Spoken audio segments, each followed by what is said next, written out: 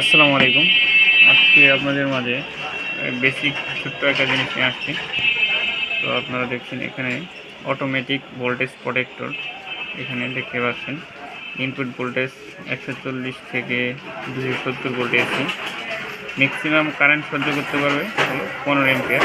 এখানে দেখতে পাচ্ছেন এটা ডিসপ্লে আছে, এখানে ওয়ার্কিং এবং ডিলে টাইমিং এবং প্রোটেক্টিং ইন্ডিকেটর আছে। ডিলে টাইমিং 6 সেকেন্ড থেকে 300 সেকেন্ড পর্যন্ত টাইমিং দেওয়া যায়। তো এর ভিতরে এটা হচ্ছে আউটপুট।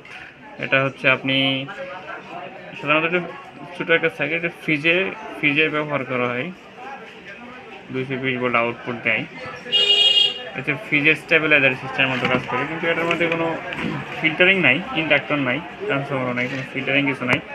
তবু এটা আপনাদেরকে দেখাচ্ছি এটার কীভাবে এটা সেভ দিচ্ছে ভোল্টেজ প্রোটেক্টর হিসেবে কীভাবে কাজ করছে, এটা আমি আপনাদের কাছে তুলে ধরবো। তো দেখতে পাচ্ছেন এই যে এখানে দুটো লাইন দেখতে পাচ্ছেন, এই যে দেখেন এটা কিন্তু আমার বাহির থেকে ইনপুট লাইন। হ্যাঁ, ইনপুট লাইনের ফেজটা দেখতে পাচ্ছেন, এই ফেজটা এটা হচ্ছে আমার ভোল্টেজ প্রোটেক্টর। হ্যাঁ, ওভারলোড, এখানে যদি আমার এম্পিয়ার কোনো কারণে এম্পিয়ার বেড়ে যায়, এম্পিয়ার বেড়ে গেলে এটা হচ্ছে বা কোনো হিট হয়ে যায়, ওভার হিট হয়ে যায়, তখন সে কী করবে, এই কালো বোতামটা দেখতে পাচ্ছেন এটা বের হয়ে যাবে, বের হয়ে যায় কী হয়ে যাবে, এটা ওপেন হয়ে যাবে, তাহলে এই লাইনে ডিসকানেক্ট হয়ে যাবে।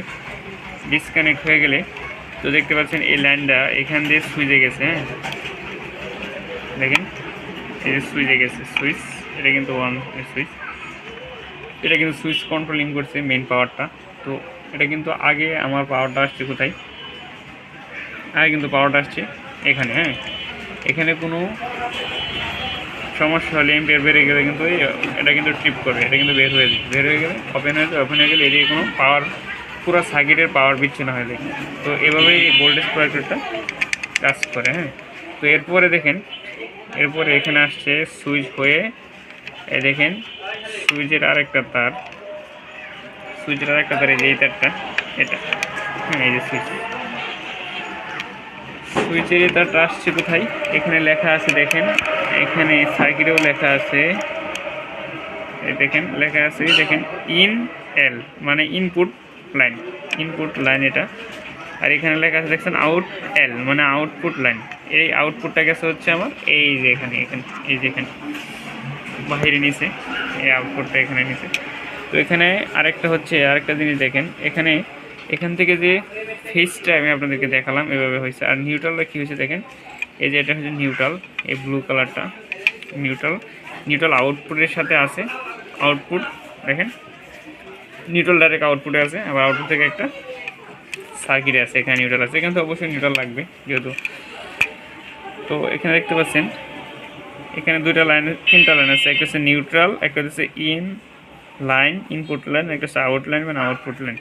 তো এটা যদি আমি এখানে যদি একটা চিহ্ন দেখতে পাচ্ছেন, এটা হচ্ছে রিলে। হ্যাঁ, এটা হচ্ছে রিলে। আচ্ছা, আমি অপোজিট ঘুরাই তাহলে আর ভালো করে বুঝতে পারবেন। এই যে দেখতে পাচ্ছেন এটা হচ্ছে একটা 4 পিনের একটা রিলে, এটা হচ্ছে, আর এটা হচ্ছে কয়েল। হ্যাঁ, এটা হচ্ছে কয়েল। এখানে যখনই 12 ভোল্ট পাবে তখনই এখানে, এটা হচ্ছে আপনার ইনপুট লাইন, এটা হচ্ছে আউটপুট লাইন। এই যে এদিকে দেখা গেছিলো ইনপুট লাইন আউটপুট লাইন।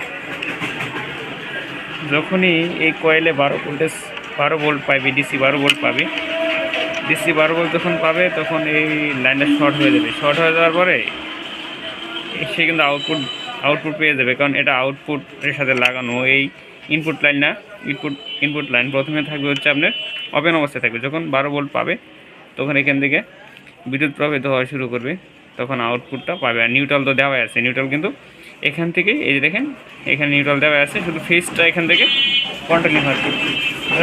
এখন কথা হচ্ছে যে আপনাকে সেফটি সে কীভাবে দিবে এখানে, তাহলে সেফটিটা সে কীভাবে দিলে দেখেন আমাদের যখন আপনার হচ্ছে এখানে কিন্তু একটা টাইমিং আছে, এখানে টাইমিং আছে, যে এখানে একটা ডিসপ্লে সার্কিট আছে।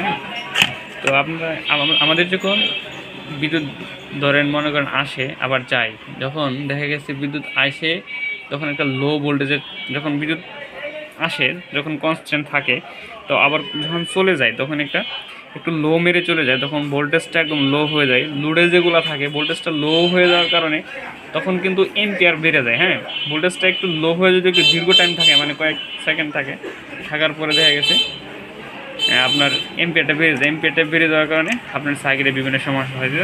এরকমই হয়েছিল। এখানে দেখেন এই যে একটা এনপিএন ট্রানজিস্টর পুড়ে গেছে, আর হচ্ছে আমার রিলে নষ্ট হয়ে গেছে।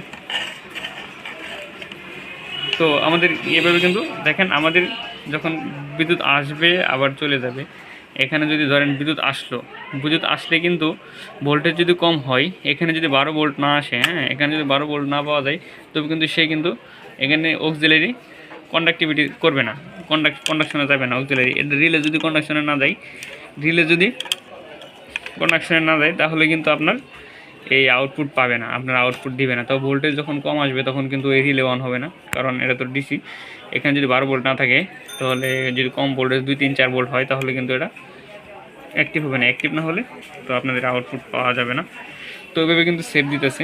তো অনেক সময় দেখা গেছে বিদ্যুৎ আসার পরে আপনার হচ্ছে যে সেকেন্ডের মধ্যে আবার চলে যায়, তখন কিন্তু এই সেকেন্ডের মধ্যেই একটা টাইমিং যেহেতু আছে, এখানে যেহেতু লেখা আছে আপনার 6 সেকেন্ড থেকে 300 সেকেন্ড, যেহেতু টাইমিং আছে, সেহেতু দেখা গেছে ধরেন আপনি এটা 10 সেকেন্ড পরে এটা অন হচ্ছে, একটু সময় নিচ্ছে, ধরেন একটা টাইম সেট করা আছে, তো 10 সেকেন্ড পরে এটা অন হবে। 10 সেকেন্ডের মধ্যে বিদ্যুৎ আবার যদি চলে আপ ডাউন করে, তখন কিন্তু আমার এটা সেফ থাকতেছে। হ্যাঁ, এইভাবে কিন্তু আমার সার্কিটটা এই ভোল্টেজ প্রোটেক্ট হিসেবে কাজ করতেছে।